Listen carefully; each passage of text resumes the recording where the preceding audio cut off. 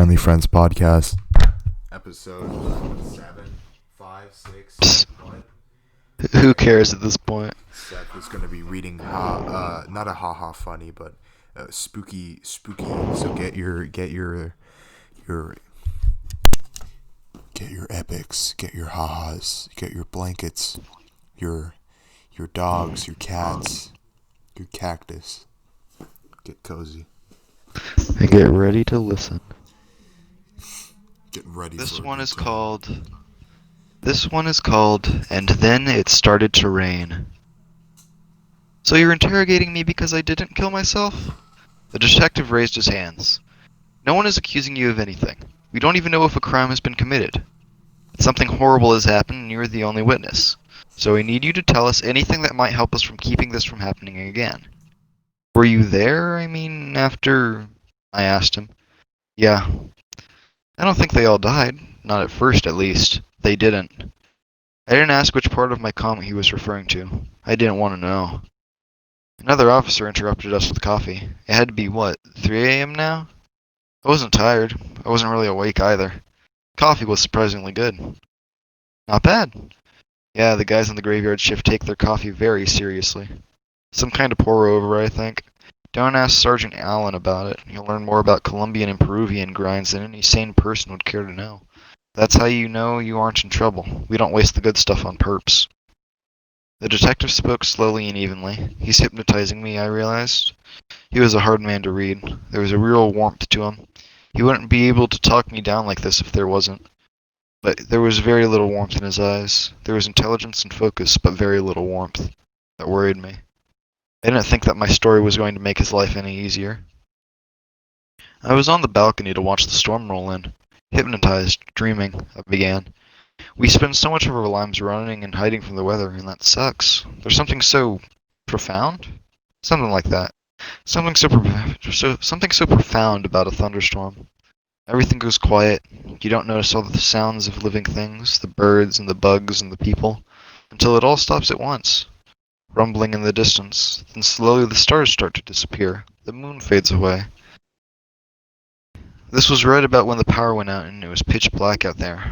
The wind changes. You never notice the wind, either, until it comes from the wrong direction, bringing the wrong smells. Wrong.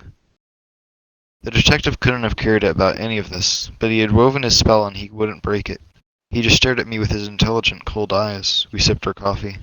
And then suddenly the world ends. There really isn't any other way to describe a lightning strike. It becomes perfectly clear why the Greeks knew that lightning was the weapon that the king of the gods breathed in his fury. It becomes perfectly clear how Martin Luther found God in an instant. We think of electricity as our friend, as the little sparks that come out of the walls.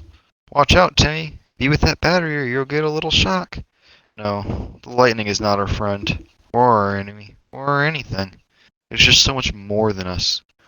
Being near a lightning strike shows us just how small and quiet we really are. But with the ending of the world comes a bizarre clarity. It doesn't become day, exactly. Sunlight billows gently throughout this world, always from the same direction, always making the same familiar shadows. The world you see by lightning is harsh and wrong. And in the first flash I saw that with every person in my building was on their balcony. Idly I wondered if I was dying. It certainly sounded weird, but I could chalk that up to the coffee and the hypnotic cup. I probably should be dying. I was really irritated that I probably wasn't. You've been to the building. You know that it's basically a giant sea. There's a little duck pond in the center and all of the apartments have a balcony overlooking it. No apartments on the outside of the building, just a hallway leading to the elevators. The outside feels more like a parking garage than an apartment building, but the inside is just downright lovely. I love just sitting on my balcony and watching the ducks. And watching storms blow in? The detective supplied, directing me back to the topic at hand. He was kind enough, smart enough, not to fully break his hypnosis, but there was no mistaking that he wasn't here to discuss architecture. Those cold, intelligent eyes had narrowed very slightly. But the shape of the building is important, because the curvature means that I can see every balcony from my own. I'm on the 4th floor, so I can see pretty much everything. There are 7 total. And in the lightning I could see everyone, every single person standing out on their balcony. That doesn't happen. People go inside. Well, People always go inside, but especially when there was lightning. But before I could see much of anything, it was dark again. And but for the lightning, I would have thought I was alone out there. There were what, 300 people out there in the space as me? I couldn't see them, but I could feel them, I guess. The rain hadn't started yet, and it was silent except for the wrong wind. 279, clarified the detective quietly.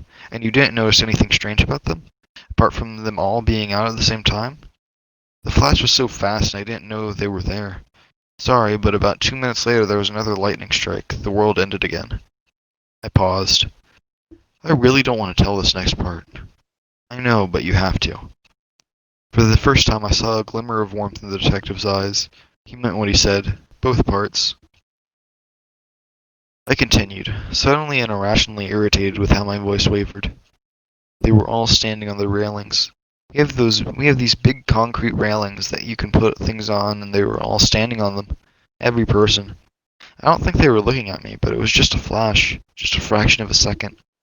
My mind was filling in all the stuff that I couldn't have seen because it was just a fraction of a second, and I was only where I was. And I didn't know why they were standing on their railings, and I didn't know why they were all doing it together. And then it was dark again, and I couldn't see them, but I knew that they were all still there, standing on their railings. And I should have done something, but I didn't realize that until about an hour later. I was babbling, and I was furious that I was babbling. I brought the cup with the good coffee up to my mouth, but the good coffee was all gone, so I couldn't even delay for a second to drink my coffee. There were so many bodies piled up on the ground when I saw them in the lightning, and I don't think they were all dead. And then, prompted the detective with his cold, warm, hard eyes, and then it started to rain. And not as long as the last one I read, but decent.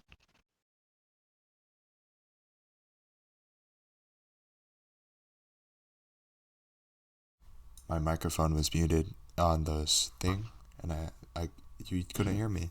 But I hope you got a kick out of that. Ah ha ha. I don't know why I said it like that. But Yeah, why would you do that? friendly friends, logging on. Haha, we're quirky. We're unique.